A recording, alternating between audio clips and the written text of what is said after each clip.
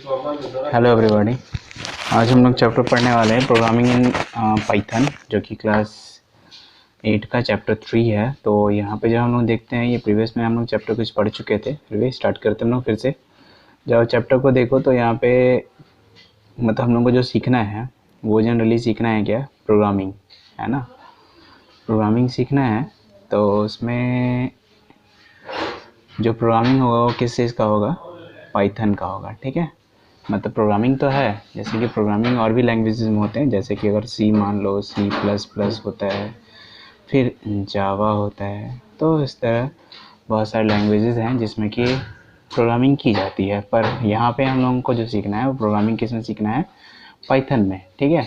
तो पाइथन क्या है, एक प्रोग्रामिंग लैंग्वेज है, ठीक। जब प्रोग्रामिंग सीख रहे हैं तो उसमें क्या होगा, एक लैंग्वेज होगा तभी तो उसमें प्रोग्रामिंग सीख रहे हैं हम लोग।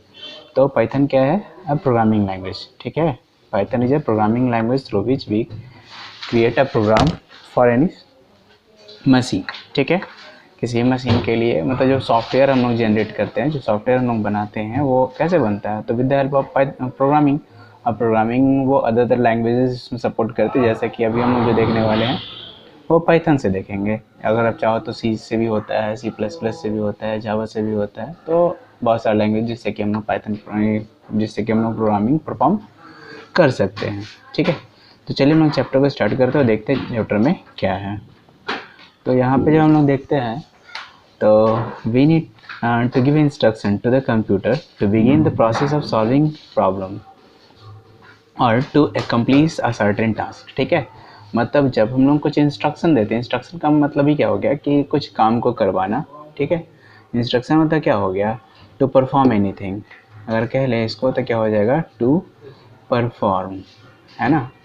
तो टू परफॉर्म मतलब क्या, इंस्ट्रक्शन हो गया क्या, टू परफॉर्म। तो जब हम लोग परफॉर्म करवाते हैं इंस्ट्रक्शन तो वो क्या, कुछ स्टेप्स होते हैं। फॉर एग्जांपल अगर इसको ऐसे समझें कि अगर स्कूल आना हो तो स्कूल आने के पहले बहुत सारे स्टेप्स हैं जो कि हम लोग करते हैं, जैसे कि सुबह उठना हो गया, फ्रेश होना, तैयार होना, नाश्ता लेना, गाड़ी से आते हैं तो गाड़ी पकड़ना, इस तरह करके हम लोग स्कूल को पहुंचते हैं। तो इंस्ट्रक्शन क्या हुआ, स्कूल पहुंचना, लेकिन उसके बीच में जो है स्टेप्स बहुत सारे लगे जो कि हम लोग परफॉर्म करते हैं, ठीक है। अब यहाँ पे देखें तो a set of predefined instruction in logical manner makes up a program, ठीक है। सेट ऑफ प्री डिफाइंड, आप पेंसिल से इसको अंडरलाइन कर सकते हो।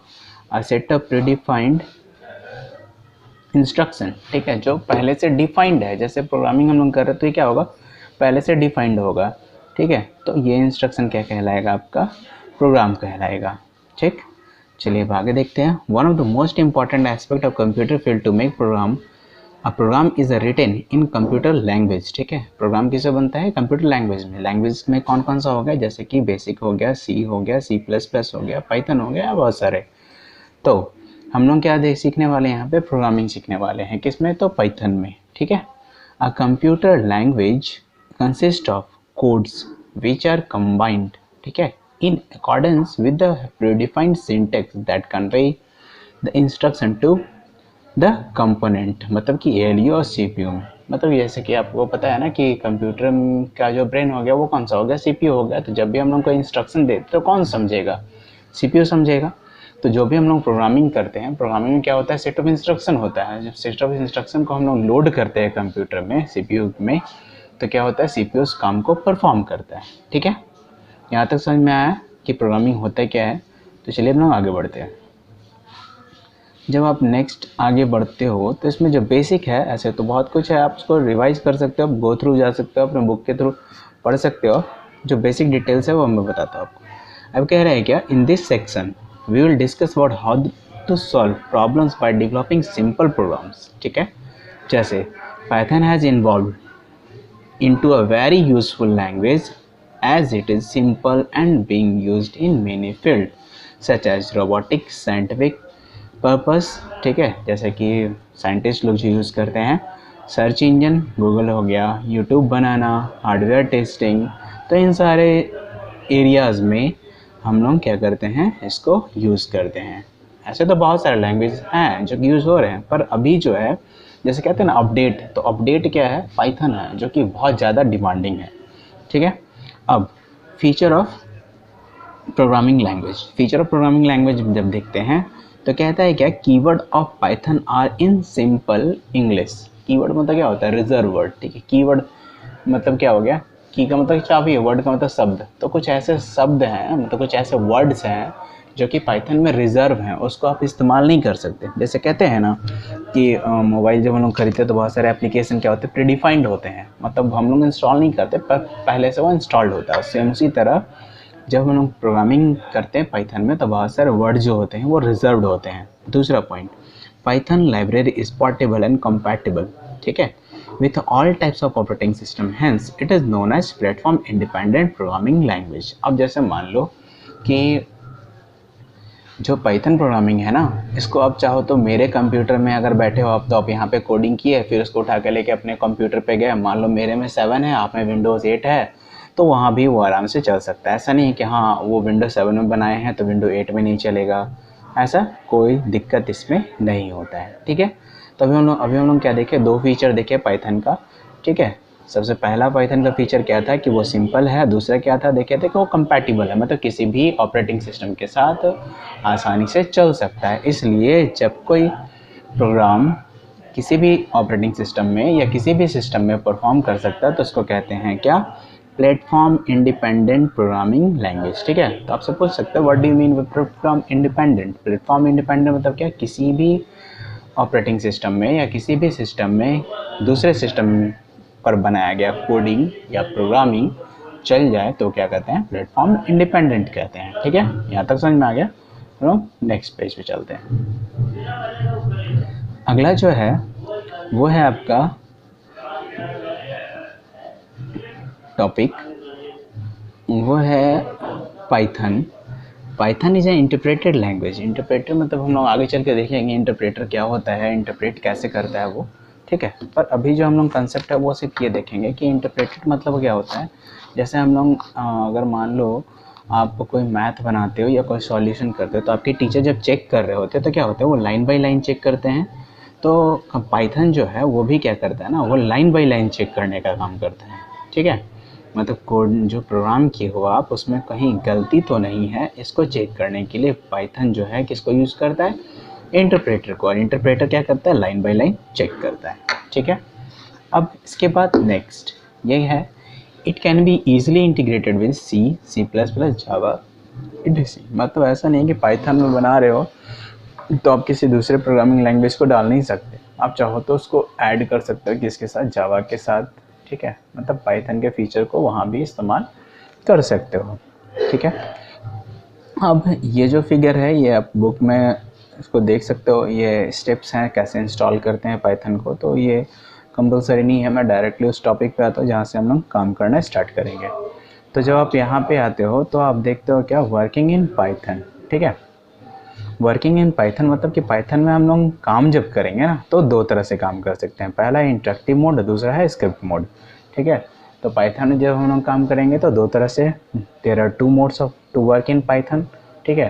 पहला मोड क्या हो जाएगा आपका, इंटरेक्टिव मोड हो जाएगा, दूसरा मोड क्या होगा आपका, स्क्रिप्ट मोड होगा, ठीक है। अब देखते हैं दोनों में डिफरेंस क्या होता है इंटरेक्टिव मोड और स्क्रिप्ट मोड में, ठीक। तो जब हम लोग इंटरेक्टिव मोड में आते हैं, थोड़ा सा ये विजिबल नहीं है पर आप बुक के थ्रू देख सकते हो, फिर मैं समझा दूंगा, इसे दिक्कत नहीं होगा आपको। इंटरेक्टिव मोड अलाउज, ठीक है, मतलब क्या करता है कि इंटरेक्टिव मोड जो है वो आपको अलाउज करता है। Interactive mode allows us to type a set of commands only in a line at the command prompt, ठीक है। मतलब कि ये जो फिगर दिख रहा है ना, ये जो फिगर है ये क्या है, कमांड प्रॉम्प्ट है। कमांड प्रॉम्प्ट को कैसे हम लोग पहचानेंगे, तो यहाँ पर देखिएगा 3 लाइन बना होगा, आप अपने बुक में भी देख सकते हैं। तो ये जो तीनों लाइन है ये आपस में साथ बने होते हैं, तो इसको क्या कहते हैं, कमांड प्रॉम्प्ट कहते हैं, ठीक है। तो यहाँ पे कह रहा है क्या कि interactive mode allows us to type a set of command only in a line at the command prompt, ठीक है। command prompt का साइन क्या हो गया, ये हो गया किसका, command prompt का sign. Python interpreter interprets the given command and gives the output when the enter key is pressed, ठीक है। मतलब मान लो आप यहाँ पे इसको क्लियर करते हैं, ठीक है, आप क्लियर करके फिर से बताते हैं। जैसे मान लो यहाँ पे 3 ये आपका प्रॉम्प्ट है, ठीक है। यहाँ पे आप लिखे क्या 5 + 2, तो क्या आएगा आंसर 7 आएगा। तो आप 7 तो नहीं लिखोगे क्योंकि आप तो रिजल्ट देख रहे हो। तो यहाँ पे क्या होगा, जैसे ही आप यहाँ पे इंटर प्रेस करोगे, ठीक है, जैसे ही इंटर का साइन होता है ना इस तरह, इंटर जैसे ही आप प्रेस करोगे तो यहाँ पे क्या आ जाएगा आंसर में 7 आ जाएगा, ठीक है। सेम उसी तरह से मान लो कि आप यहाँ लिख देते हो क्या कि 10/2 और जैसे ही इंटर प्रेस करते हो तो रिजल्ट में क्या आ जाएगा आपका 5 आ जाएगा, ये 3 होता है। तो ये काम करता है कौन, आपका इंटरेक्टिव मोड। इंटरेक्टिव मोड में कहता है कि मैं सिंगल लाइन में काम करता हूँ, ठीक है। देखिए एक लाइन हुआ, यहाँ पे इस लाइन में आप जितना लिख सकते हैं, लेकिन दूसरे लाइन में जैसे आइएगा तो रिजल्ट ही बताएगा, ठीक है। तो इंटरेक्टिव मोड क्या है कि ये सिंगल लाइन में काम करता है, ठीक है। तो फिगर में क्लियर हो चुका। अब हम लोग चलते हैं देखने स्क्रिप्ट मोड क्या होता है, ठीक है। ये कुछ फिगर दिया है, उसका एग्जांपल कैसा दिखता है वो, तो हम लोग डायरेक्टली आते हैं स्क्रिप्ट मोड में, क्योंकि हम लोग को बेसिक डिफरेंस समझना है कि इंटरेक्टिव मोड और स्क्रिप्ट मोड में डिफरेंस क्या होता है, ठीक है। तो जब आप यहाँ पे देखते हो तो स्क्रिप्ट मोड, अभी हम लोग क्या था, स्क्रिप्ट मतलब क्या होता है लिखा वर्ड, ठीक है। अब जैसे यहाँ पे देख रहे हो तो वहाँ पे क्या था, जो बेसिक डिफरेंस है वो समझिए, ठीक है। इंटरेक्टिव मोड कहता है, ठीक, इंटरेक्टिव मोड कहता है कि मैं वन लाइन स्टेटमेंट, ठीक है, वन लाइन स्टेटमेंट अलाउ करूँगा, ठीक है ना। इंटरेक्टिव मोड कहता है कि मैं वन लाइन स्टेटमेंट अलाउड करूँगा, कि अगर आप एक लाइन का स्टेटमेंट लिखते हो तो मैं उसका आउटपुट दूंगा, पर एक से ज़्यादा मैं नहीं कर सकता। लेकिन स्क्रिप्ट मोड क्या कहता है, जस्ट इसका उल्टा। स्क्रिप्ट मोड कहता है कि आप जितना चाहो उतना लाइन लिख लो, मैं उसका आउटपुट दूंगा, ठीक है। बेसिक डिफरेंस यही था, ठीक है। इंटरेक्टिव मोड में लाइन बाय लाइन आउटपुट रहता है, स्क्रिप्ट मोड में लाइन बाय लाइन आउटपुट नहीं बल्कि मल्टीपल लाइन आप लिख सकते हैं। ये फ़ायदा है किस में, स्क्रिप्ट मोड में। दूसरा डिफरेंस, इंटरेक्टिव मोड में आप सेव नहीं कर सकते, जो आप लिखे हैं उसको सेव नहीं कर सकते, स्क्रिप्ट मोड में सेव कर सकते हैं, ठीक है। चलिए आगे देखते हैं फिर क्या क्या डिफरेंसेस हैं। यहाँ पे जब देखते हैं आप, तो in script mode we type the set of codes in more than one line and then use the interpreter to execute the complete program from a file, ठीक है। मतलब ये कि स्क्रिप्ट मोड ये कहता है कि मैं मल्टीपल लाइन को एग्जीक्यूट करूँगा, मतलब क्या आउटपुट दूंगा। लेकिन इंटरेक्टिव मोड कहता है कि मैं मल्टीपल लाइन को एग्जीक्यूट नहीं करूँगा, मतलब क्या एक लाइन का आउटपुट दूंगा, ठीक है। बेसिक डिफरेंस समझ में आ गया है दोनों में, स्क्रिप्ट मोड और इंटरेक्टिव मोड में क्या डिफरेंस था ये क्लियर हो गया। अब next, working in interactive mode is convenient, ठीक है। अब बताओ, अब जब आप सेव नहीं कर सकते तो आपके लिए क्या फ़ायदेमंद है, नहीं है, क्योंकि हमको मान लीजिए कुछ मल्टीप्लाई करना, मान लो 999 को मल्टीप्लाई करना 9 से, ठीक है। ये 999 को मल्टीप्लाई करना है 99 से, तो थोड़ा सा टफ टास्क है ना। हो सकता है किसी के लिए नहीं हो, ट्रिक से यूज़ कर सकते हैं, पर टफ टास्क है, ठीक है। तो अब हम इसका आउटपुट अगर हम सेव कर दिए तो बाद में हमको करके देखना पड़ेगा क्या, नहीं करना पड़ेगा। तो स्क्रिप्ट मोड ये बेनिफिट देता है कि आप इसको सेव कर लीजिए, ठीक है। पर इंटरेक्टिव मोड कहता है कि मैं ऐसे सेव करने नहीं दूंगा, ठीक है। डिफरेंस समझ में आ गया। तो इसलिए क्या है, स्क्रिप्ट मोड हमारे लिए क्या है, कन्वेनियंट है, ठीक है। तो यहाँ पे देखिए, mode is convenient for beginners and for testing small modules of code, ठीक। आगे यहाँ पे देखिए फिर से, working in interactive mode is convenient for beginners and for testing small modules of code as we can test them immediately for each line, while in script mode we can code a program with more than number of lines and can also save, edit, use code for future use। Difference समझ में आ गया, साफ कह दिया ना यहाँ पे कि इंटरेक्टिव मोड एक लाइन का स्टेटमेंट को एग्जीक्यूट कराता है, पर एग्जीक्यूट का मतलब होता है क्या, जब भी मैं एग्जीक्यूट बोलूँ मतलब क्या, आउटपुट देना, ठीक है, एग्जीक्यूट करता है। लेकिन जब स्क्रिप्ट मोड है वो क्या कहता है कि मैं मल्टीपल लाइंस को अपने में एडिट करने के लिए अलाउ कर सकता हूँ, सेव कर सकता हूँ। तो बेनिफिट किस में है, स्क्रिप्ट मोड में। हाँ, लेकिन कब, जब ज़्यादा लाइन का हो, जब एक लाइन का हो तो स्क्रिप्ट मोड को क्यों ऑन करना, चुपचाप इंटरेक्टिव मोड से काम कर लेंगे, ठीक है। तो आगे देखते हैं,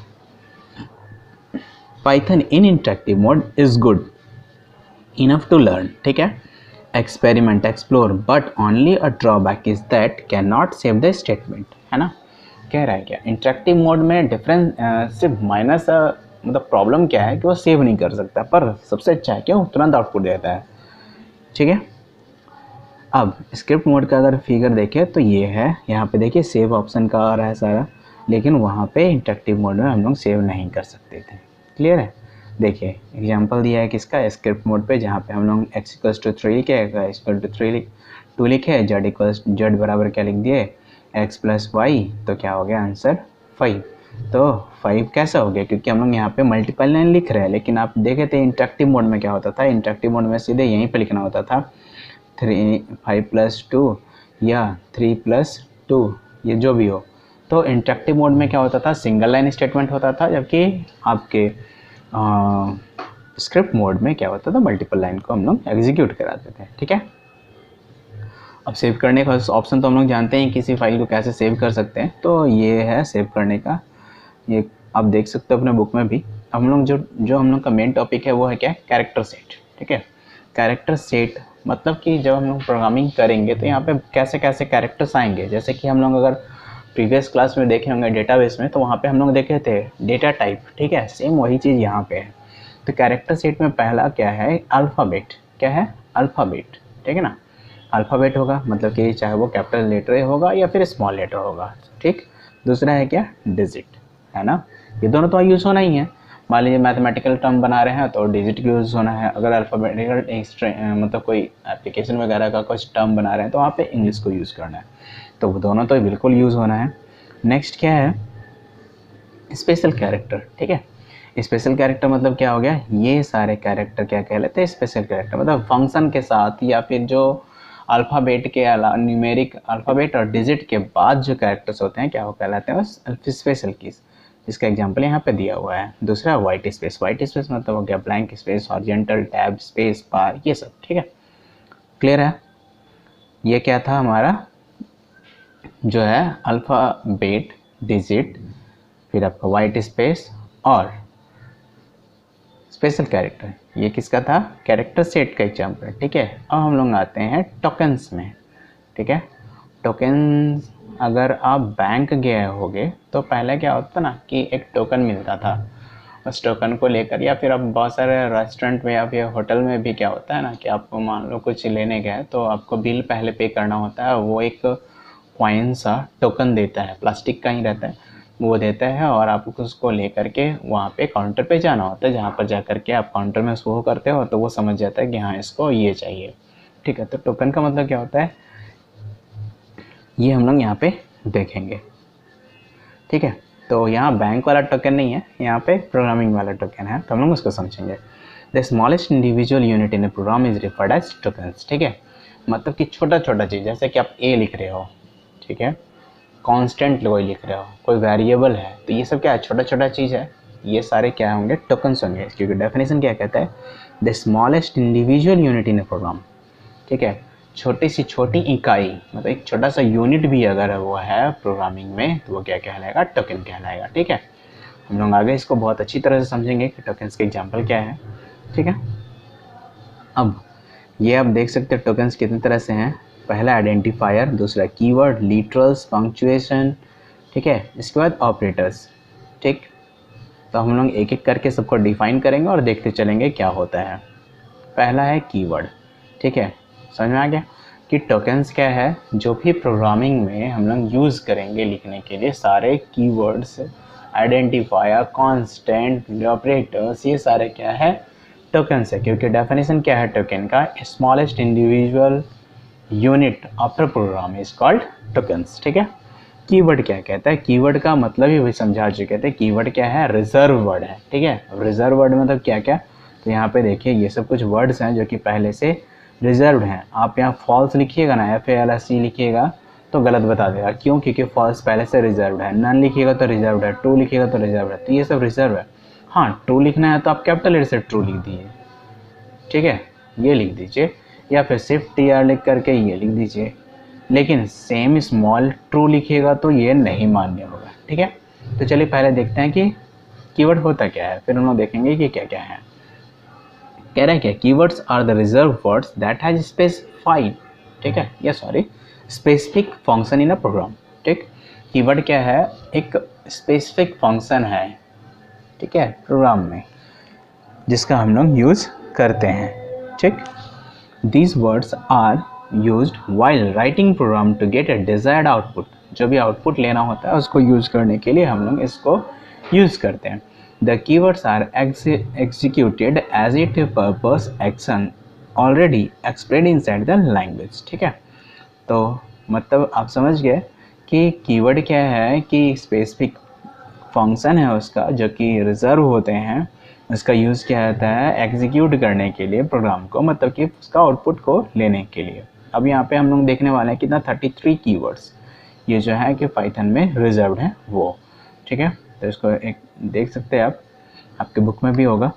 तो इसके बाद जो नेक्स्ट टर्म है वो है आइडेंटिफायर। ठीक है, टर्म क्या है, आइडेंटिफायर। तो हम लोग आइडेंटिफायर देखते हैं। आइडेंटिफायर मतलब जैसे मान लो क्या कि आपका नाम, ठीक है, तो आपका नाम क्या है, एक आइडेंटिफायर है। क्यों आइडेंटिफायर है भाई, तो क्योंकि वो आपको दर्शाता है। मतलब जैसे आप रोड पे जा रहे हो और कोई बोले ओए लड़के, तो ओए लड़के मतलब या ओए लड़का मतलब या ओए लड़की मतलब ऐसा थोड़ी पता चलता है कि आप आपको बोल रहा है। लेकिन हाँ, आपका नाम अगर मान लीजिए राम है तो बोला ओए राम, तब समझ में आता है कि हाँ वो मुझे बोल रहा है। ठीक है, नहीं तो फिर आप तो नहीं देखते ना, या फिर आपको वो बुला भी रहा होता है और ओए ओए करके बुला रहा था तो आप नहीं जाते। लेकिन जब आपका नाम लेकर वो बुला पुकारता है तब आप जाते हो। तो वहाँ पे क्या करता है, आपका नाम आपको आइडेंटिफाई कर रहा होता है ना। समझ में आ गया क्या हो गया। तो identifier are the fundamental building blocks of a program that are used to identify name. ठीक, क्लियर है। मतलब किसी भी प्रोग्राम को जब बना रहे होंगे हम लोग तो क्या होगा, कुछ नाम देंगे। जैसे एक्स है, एक्स क्या है, नाम है। एक्स में हम लोग वैल्यू रखेंगे 5, तो एक्स में क्या रख रहे हैं, वैल्यू 5 रख रहे हैं, तो एक्स क्या हो गया, नाम हो गया। ठीक है, तो आइडेंटिफायर का मतलब क्या हो गया, जो आइडेंटिफाई करता है, मतलब जो आपको पहचान दिलाता है, तो वो वर्ड सारे क्या कहलाएंगे, आइडेंटिफायर कहलाएंगे। These elements have specific properties helps in making program. ठीक, तो हम लोग अब नेक्स्ट आगे बढ़ते हैं। जैसे यहाँ पे देखिए एग्जाम्पल दिया है कि कैसे हम लोग आइडेंटिफायर को क्रिएट करेंगे। तो आइडेंटिफायर क्रिएट करने के लिए जो रूल्स हैं वो ये है, जैसे मान लो कि आपका जो आइडेंटिफायर होना चाहिए वो हमेशा स्मॉल लेटर या कैपिटल लेटर में होना चाहिए, ब्लैंक नहीं होना चाहिए। ठीक है, आप उसमें 0 से 9 यूज़ कर सकते हो, आप अंडरस्कोर यूज़ कर सकते हो, लेकिन वो ब्लैंक नहीं हो सकता। अगर 2 वर्ड है उसको जोड़ना है तो अंडरस्कोर से जोड़ सकते हैं। तो ये सब कुछ रूल्स हैं जो कि यहाँ पे लिखे हुए हैं। ठीक है, अब जैसे वैलिड एग्जांपल में देखिए क्या है, हेलो, तो आगे में अंडरस्कोर है, ये जो नीचे लाइन है ना और यहाँ पे लिखा हुआ है हेलो। ठीक है, तो ये जो लाइन है इसको कहते हैं अंडरस्कोर, ये होता है डैश और जो नीचे होता है वो क्या होता है, अंडरस्कोर। ठीक है, तो यहाँ पे पहला क्या है, अंडरस्कोर हेलो लिखा हुआ है, फिर अंडरस्कोर हेलो लिखा हुआ है, अंडरस्कोर के बाद फिर देखिए हेलो लिखा हुआ है, अंडरस्कोर 12 लिखा हुआ है, रिटर्न लिखा हुआ है। तो ये सब क्या है, जो वैलिड आइडेंटिफायर है। मतलब किस तरह से हम लोग किसी के नाम को इंडिकेट कर सकते हैं, किसी के वैल्यू को इंडिकेट कर सकते हैं। ठीक है, अब है क्या, पंक्चुएटर्स। पंक्चुएटर्स की अगर बात करें तो जैसे मान लो कि आप कॉमा देते हो, हैश देते हो, तो ये सब क्या कहलाएंगे, पंक्चुएटर्स कहलाएंगे। ठीक है, इसके बाद जो नेक्स्ट टॉपिक है आपका वो है लिटरल्स। लिटरल्स का मतलब क्या हो गया, जैसे आप जो लिखोगे, ठीक है, वो नंबर हो सकता है, वो अल्फ़ाबेट हो सकता है, वो डेसिमल वैल्यू हो सकता है, या फिर वो कोई कैरेक्टर वैल्यू हो सकता है। तो ये चीज़ है लिटरल्स कहलाता है। चलिए देखते हैं लिटरल्स क्या होता है। लिटरल्स आर डेटा आइटम्स, ठीक है, that never changes their value during the execution of a program. जैसे मान लो कि आप x का वैल्यू 5 दे दिए, ठीक है, और उसको कांस्टेंट कर दिए, तो क्या हो, कांस्टेंट तो हमेशा x का वैल्यू क्या हो जाएगा, 5 ही रहेगा ना। अब चाहे उसका वैल्यू चेंज कर दो, तो चेंज करोगे तो जब अपडेट करोगे तब उसका वैल्यू क्या हो जाएगा, बदलेगा, लेकिन उसका वैल्यू क्या हो जाएगा, 5 ही। ठीक है, तो वो कि लिटरल्स कितने तरह के होते हैं, पहला इंटीजर लिटरल होता है, दूसरा कैरेक्टर लिटर होता है, तीसरा फ्लोटिंग नंबर होता है, चौथा स्ट्रिंग होता है। ठीक है, तो अभी ये समझ लीजिए सिर्फ कि लिटरल कितने होते हैं, 4। कौन कौन से, पहले होते हैं इंटीजर लिटरल, दूसरा कैरेक्टर लिटरल, पहला इंटीजर लिटरल, दूसरा कैरेक्टर लिटरल, फ्लोट और स्ट्रिंग। ठीक है, ये बस याद रखना है आपको। अब इसके बाद इसका एग्जाम्पल जो हम लोग यूज़ करने लगेंगे तो समझ में आ जाएगा। अब जो यहाँ पे है ऑपरेटर्स, ऑपरेटर्स का मतलब क्या होता है, जैसे मान लो कि 2 और प्लस और 3, तो कंप्यूटर को कौन बोल रहा है कि क्या परफॉर्म करना है एक्शन, तो कंप्यूटर को ये समझ में आ रहा होगा प्लस का ऑपरेशन परफॉर्म करना है, तो प्लस का ऑपरेशन परफॉर्म करना है ये कौन बता रहा है कंप्यूटर को, तो ये प्लस साइन बता रहा है ना, क्योंकि वहाँ तो कोई आदमी नहीं ना है कि हाँ अरे इसको ये तो जोड़ का चीज़ है इसको जोड़ दो, ऐसा तो है नहीं। तो जब कंप्यूटर को हम लोग कोई भी इंस्ट्रक्शन देते हैं तो इंस्ट्रक्शन के साथ अगर कोई ऑपरेटर है, ठीक है, ऑपरेटर मतलब क्या, कोई सिंबल है, तो उससे वो कंप्यूटर समझते हैं कि ये एक्शन परफॉर्म करना है, ठीक है। तो यहाँ पे जो है वो एक्शन क्या परफॉर्म कर रहे हैं, 2 + 3 का प्लस यहाँ पे क्या हो गया, ऑपरेटर हो गया, ठीक है, ये क्या हो गया, ऑपरेटर हो गया। तो ऑपरेटर का काम क्या हो गया, ठीक है, कि किसी भी एक्शन को परफॉर्म करना। अब इसको तो ऑपरेटर कह दिए, तो इनको और इनको क्या कहेंगे, तो इनको कहेंगे ऑपरेंड, ठीक है, इनको कहेंगे ऑपरेंड। चलिए हम लोग देखते हैं, समझ में आ जाएगा। Operators are the tokens that does computation, ठीक है, क्या करता है, कंप्यूटेशन करता है, कैलकुलेशन करता है विथ डिजिग्नेटेड और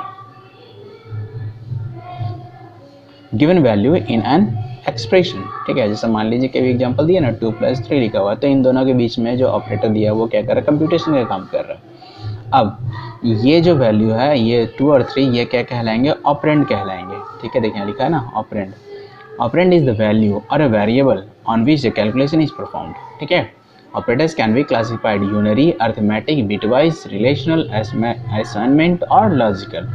ऑपरेटर जो है इतने तरह के हो सकते हैं, हम लोग देखेंगे कि करके कि अर्थमेटिक ऑपरेटर क्या होता है, लॉजिकल ऑपरेटर क्या होता है, बिटवाइज ऑपरेटर क्या होता है, असाइनमेंट ऑपरेटर क्या होता है, तो ये हम लोग आगे चल के देखेंगे। फिलहाल इतना समझना है हम लोगों को कि ऑपरेटर क्या होता है, तो ऑपरेटर जो है वो मैथमेटिकल कैलकुलेशन को परफॉर्म करवाता है, ठीक है, या कंप्यूटेशन करवाता है किसी भी दो ऑपरेंड को। ऑपरेंड किसको कहते हैं, जो वैल्यू होता है, मतलब यहाँ पे 2 और 3 क्या है, ऑपरेंड है, और प्लस क्या है, ऑपरेटर है, ठीक है।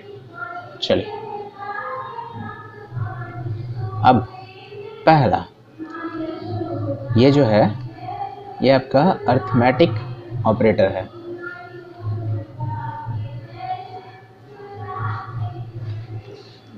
नमस्ते भैया। यहाँ अर्थमेटिक ऑपरेटर में हम लोग देखेंगे क्या कि arithmetic operators are those operators which are used for arithmetical और मैथमेटिकल कैलकुलेशन, ठीक है, नाम से ही पता चलता है कि अर्थमेटिक है, मतलब क्या कि कैलकुलेशन से रिलेटेड काम करेगा, ठीक है।